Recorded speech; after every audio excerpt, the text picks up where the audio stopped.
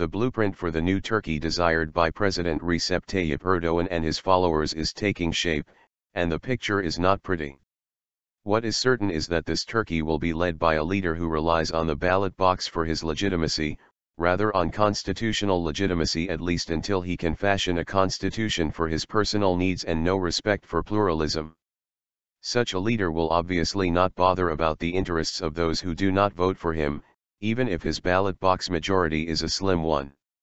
His Turkey, on the other hand, will not rely on contemporary secular values for its moral bearings, but on religious ones that belong to a different age.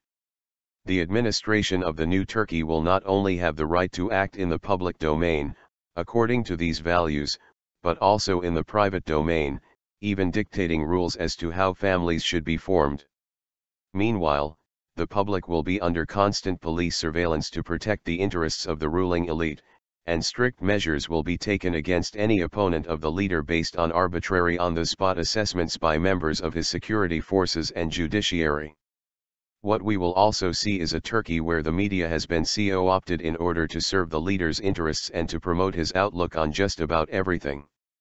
It goes without saying that freedom of expression will be snuffed out based on subjective accusations of inciting terrorism, violence, and general public disorder.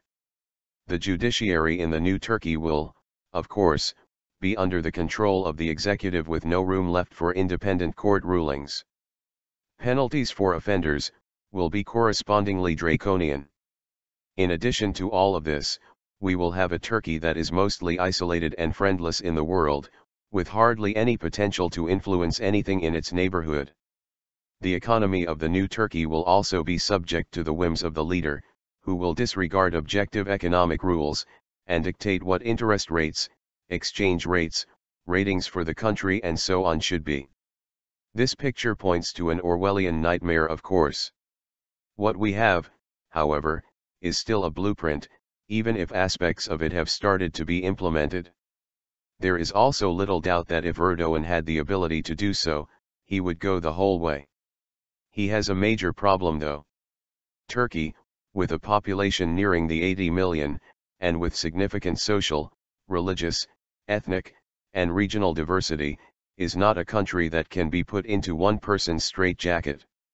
History proves that you can only keep the pressure up in this country to a point before the cooker explodes. The blueprint for the new Turkey is therefore not one that will bring Turkey the stability, development, international influence, and universal acclaim its supporters claim. It is unsustainable and ultimately an invitation for social unrest in a heterogeneous country such as Turkey. There are also those within the ruling Justice and Development Party, AKP, who see this.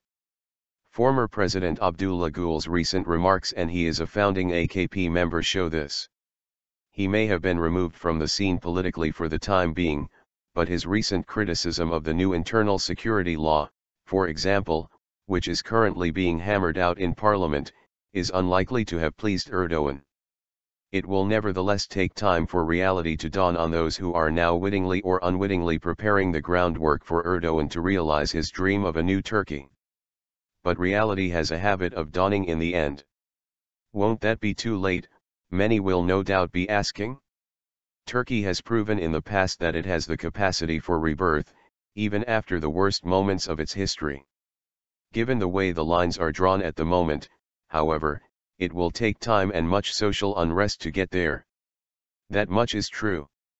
It's the old story of 2 steps forward, 1 step back.